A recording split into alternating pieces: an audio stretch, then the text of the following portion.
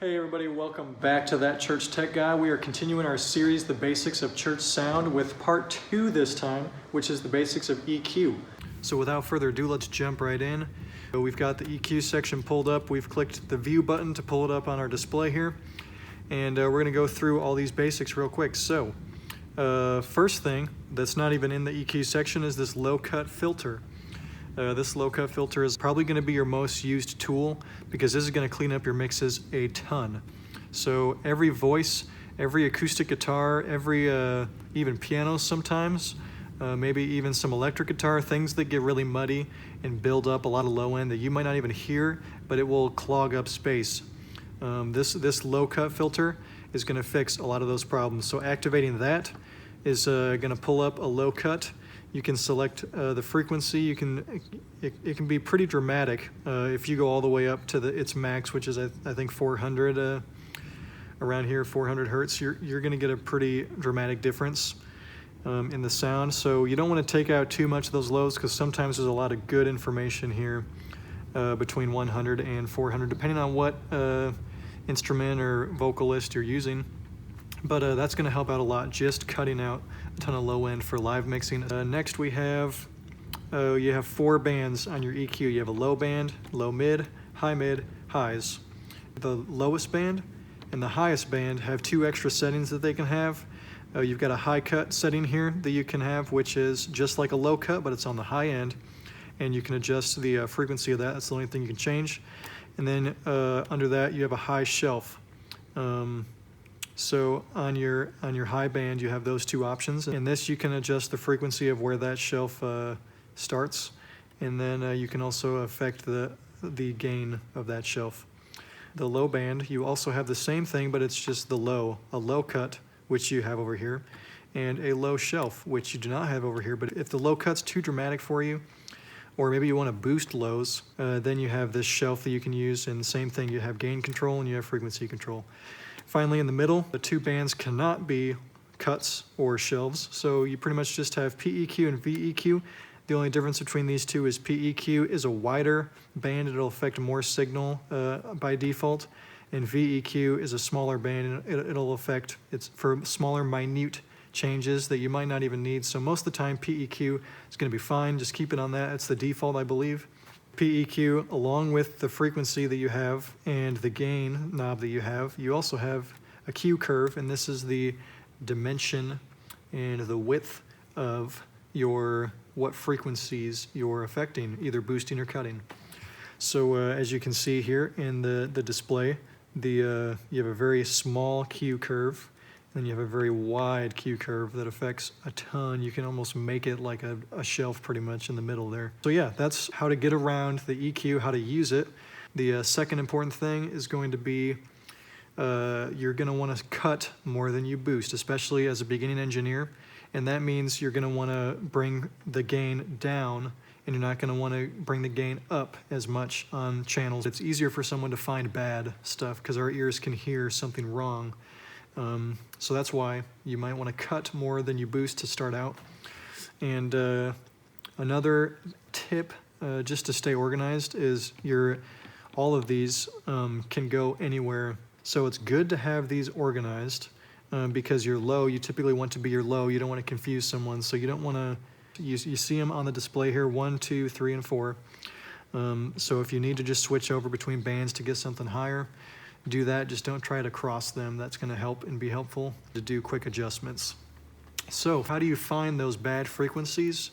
First of all, use your eyes, because on digital consoles you have an RTA, which is real-time analyzing the audio and showing you where that audio is going across the spectrum. This is helpful for a number of reasons, because when you're getting feedback, you're going to see a peak, and it's going to be very obvious to see, and it's going to be a large peak, and it's going to be consistent there. This is very important to watch for, that when you hear feedback, to be selected on that channel that's feeding back, and then to see in this EQ where it's feeding back, because when you can see it, you can just go right to that. If you see it at 3K, you can go to 3K, make it kind of narrow for feedback, and then pull it out, and you should have your problem resolved. So that's something amazing, is looking. Secondly, you want to train your ear. You want to get better at listening and hearing stuff. This will come with time.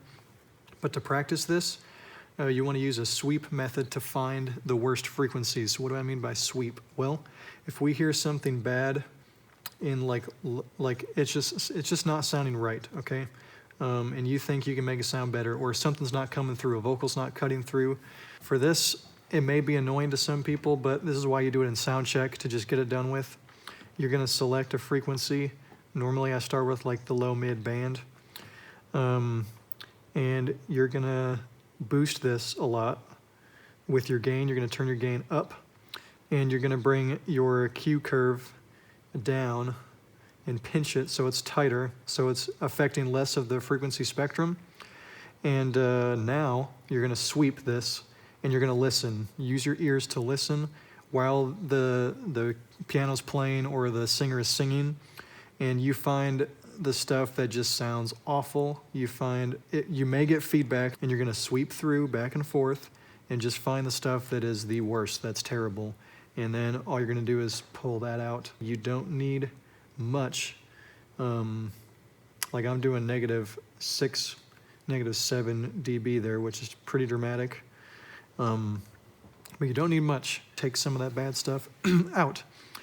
So that is the sweep technique.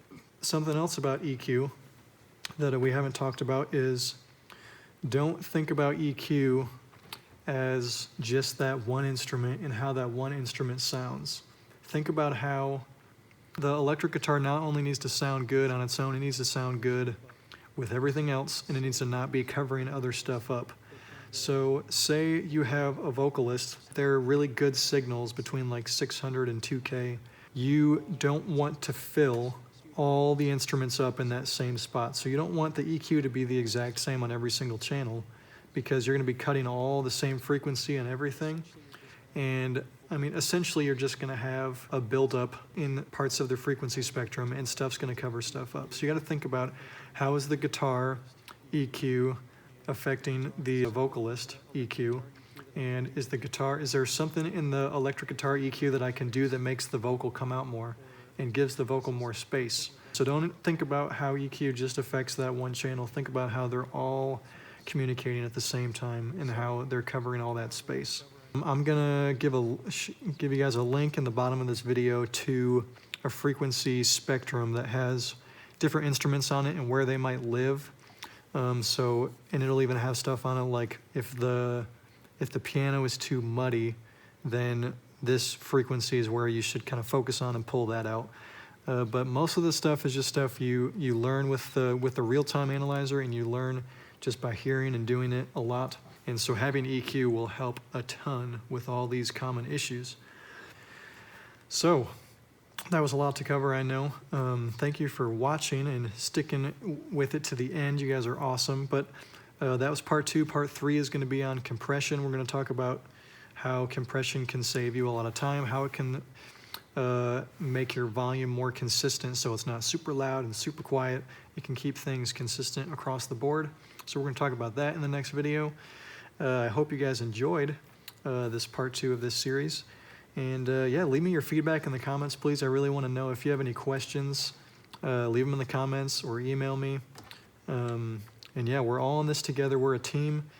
And you guys are the real heroes that do this every week. So we just want to help each other out, equip each other, and to help, honestly, just make church better on Sundays. So thank you so much for watching. Thanks for the support.